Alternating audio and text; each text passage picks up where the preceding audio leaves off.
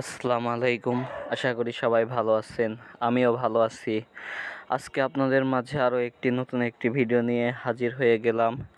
আজকের ভিডিওর বিষয় আইএসটি-ম্যাথস 2024 সালে ভর্তি হতে কি কি কাগজপত্র লাগবে, ভর্তি হতে কত টাকা লাগবে এবং ছবি কিভাবে সত্যায়িত করা যায় এই ব্যাপারে আপনাদের সঙ্গে কথা বলবো। তো চলুন শুরু করা যাক আজকের ভিডিও।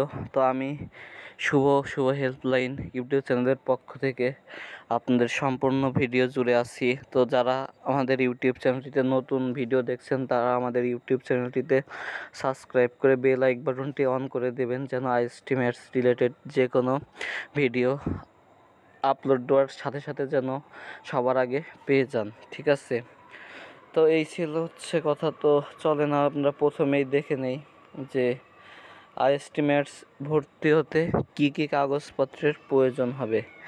ঠিক আছে, তো প্রথমেই দেখি যেটা আমাদের তার আগে একটা কথা বলে নিই যে আমাদের ভর্তি শুরু কবে এবং শেষ কবে। আমাদের ভর্তি শুরু 26/10/2024 থেকে 14/11/2024। ঠিক আছে, মানে 26 তারিখ শনিবার দেখা যাচ্ছে যে ভর্তি কার্যক্রমটা চলবে না, সবাই রবিবার থেকে যাবেন। ঠিক আছে, রবিবার থেকে প্রতিষ্ঠানে একটু খোঁজ খবর নিয়ে তারপর যাওয়ার চেষ্টা করবেন। ঠিক আছে, আর প্রতিষ্ঠানের অ্যাড্রেস কিভাবে খুঁজে বের করবেন তার জন্য আপনারা সোশ্যাল মিডিয়া ফেসবুকের সাহায্য নিতে পারেন।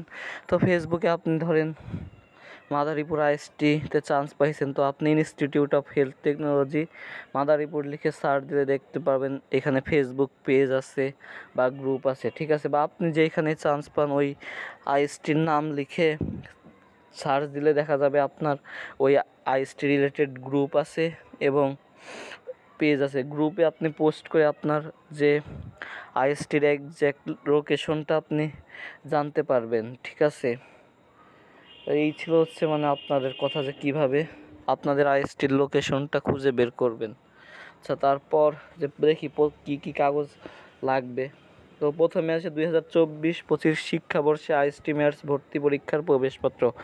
মানে আপনারা যে ভর্তি পরীক্ষার দিন একটা প্রবেশপত্র নিয়ে গিয়েছিলেন পরীক্ষার, ওইটা লাগবে। ঠিক আছে, ওইটা একটা আসলটা নিয়ে যাবেন এবং সাথে 3 থেকে 4টা ফটোকপি নিয়ে যাবেন। ঠিক আছে, আপনারা প্রতিটা এখানে যেই কাগজগুলোর কথা বলবো প্রতিটা কাগজের আপনার 4 থেকে 5টা করে নিয়ে গেলে ফটোকপি নিয়ে গেলে ভালো হয়। ঠিক আছে, আপনার কাছে রাখবেন এবং যে প্রতিষ্ঠান যেই কপি চাইবে সেই কপি আপনি প্রতিষ্ঠানে জমা দেবেন। ঠিক আছে, আচ্ছা।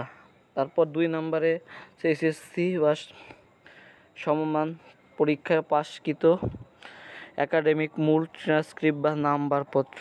ঠিক আছে, আপনারা মূল ট্রান্সক্রিপ্ট বা নাম্বারপত্র যেটা আপনার বোর্ড থেকে যেই নাম্বারপত্রটা আসে ওই নাম্বারপত্রর কথা বলছে।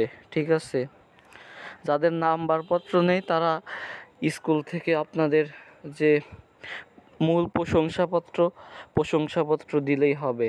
ঠিক আছে, তারপর এরপর লিখছে এসএসসি সমমান পরীক্ষার পাশের মূল সনদপত্র বলতে সার্টিফিকেটের কথা বুঝাইছে। সার্টিফিকেট বা প্রশংসাপত্র, আপনাদের যাদের সার্টিফিকেট আসে নাই তারা আপনার প্রশংসাপত্র দিয়ে ভর্তি হতে পারবেন। ঠিক আছে, আবার 4 নম্বরে আপনার স্থানীয় সিটি কর্পোরেশন, পৌরসভা, ইউনিয়ন পরিষদ, ওয়ার্ড কমিশনার কার্যালয়ের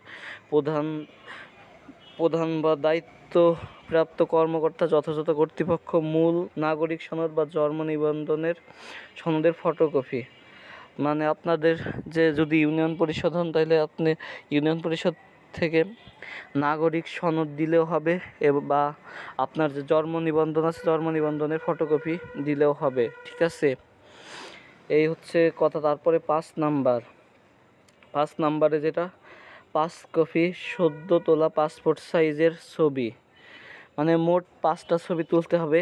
একটি ছবি সত্যায়িত, বাকি 4টি সত্যায়িত ছাড়া জমা দিবেন। আচ্ছা, একটি ছবি সত্যায়িত কিভাবে ছবি সত্যায়িত করতে হয়? তো এটা ছবি সত্যায়িত করার নিয়ম হচ্ছে আপনার কোনো বিসিএস ক্যাডারের কাছে যেয়ে আপনাকে সত্যায়িত করতে হবে, ঠিক আছে? যে বিসিএস ক্যাডার থাকবে তার মাধ্যমে ছবিটি সত্যায়িত করা যাবে, ঠিক আছে? আর তারপর আপনার 6 নাম্বারটা, এটা সবার ক্ষেত্রে না, সরকারি চাকরিজীবী প্রার্থীর ক্ষেত্রে নিয়োগপত্রের কপি, যোগদানপত্রের কপি এবং বর্তমান কর্মস্থল চাকরির প্রত্যয়নপত্র, ঠিক আছে? তারপর 7 নাম্বারটা হচ্ছে আপনার মুক্তিযোদ্ধা কোটায় মনোনীত প্রার্থীর ক্ষেত্রে গণপ্রজাতন্ত্রী বাংলাদেশ সরকারের জনশাসন মন্ত্রণালয় বিধি 1 শাখার স্মারক নাম্বার 23/7/2024 তারিখে জারিকৃত বিধি অনুসরণ করতে হবে, ঠিক আছে? আপনারা যারা কোটায় চান্স পেয়েছেন আপনাদের কোটার প্রয়োজনীয় কাগজ নিয়ে যাবেন, ঠিক আছে? অবশ্যই ফটোকপি নিয়ে যাবেন সাথে করে। তারপর 8 নাম্বারে পার্বত্য জেলার উপজাতীয় প্রার্থীর ক্ষেত্রে সার্কেল চিফ বা জেলা প্রশাসকের সনদ বা উপজাতীয় প্রার্থীদের ক্ষেত্রে সার্কেল চিফ বা জেলা প্রশাসক কর্তৃক মূল সনদপত্র ও অন্যান্য জেলার উপজাতি প্রার্থীদের ক্ষেত্রে গোত্র প্রধান বা সংশ্লিষ্ট জেলা প্রশাসকের মূল সনদপত্র নিতে হবে, ঠিক আছে? আপনারা যারা কোটায় চান্স পেয়েছেন তাদের জন্য হচ্ছে 7 আর 8 নাম্বার পয়েন্টটা, ঠিক আছে?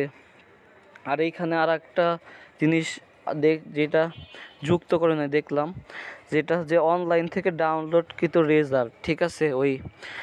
কীভাবে অনলাইন থেকে রেজাল্ট ডাউনলোড করতে হয় আমার ইউটিউব চ্যানেলে ভিডিও দেওয়া আছে।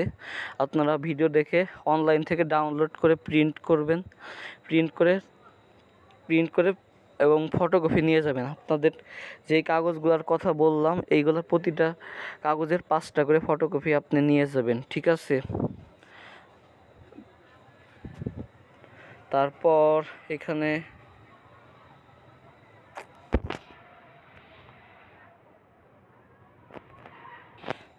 আর একটা প্রশ্ন হচ্ছে যে ভর্তি হতে কত টাকা লাগবে? ভর্তি হতে সাধারণত যেটা দেখছি সর্বনিম্ন 25,000 টাকা থেকে শুরু করে 30-35,000 টাকার মতো আর কি ভর্তি ফি নির্ধারণ করছে বিভিন্ন আইএসটি ম্যাথসে, কম বেশি আছে, ঠিক আছে?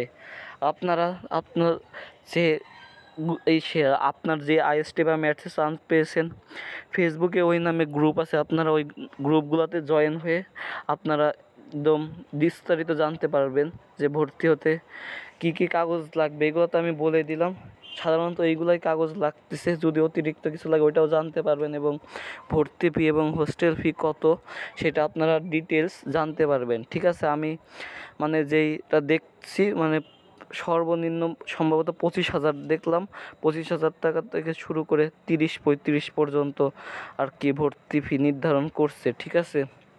তো এই ছিল হচ্ছে আজকের ভিডিও। আপনারা যারা নতুন দেখছেন আমাদের ইউটিউব চ্যানেলটিতে ভিডিওতে একটি লাইক করে দিবেন এবং আমাদের ইউটিউব চ্যানেলটি সাবস্ক্রাইব করে দিবেন। আমাদের ইউটিউবে সকল প্রকার আপডেট দেওয়া হয় আইএসটি ম্যাথস বিষয়ে। আপনার যে বন্ধু আইএসটিতে চান্স পেয়েছে চাইলে ভিডিওটি শেয়ার করে দিতে পারেন। তো সেই পর্যন্ত সবাই ভালো থাকবেন, সুস্থ থাকবেন, দেখা হবে কোনো পরবর্তী ভিডিওতে। আসসালামু আলাইকুম।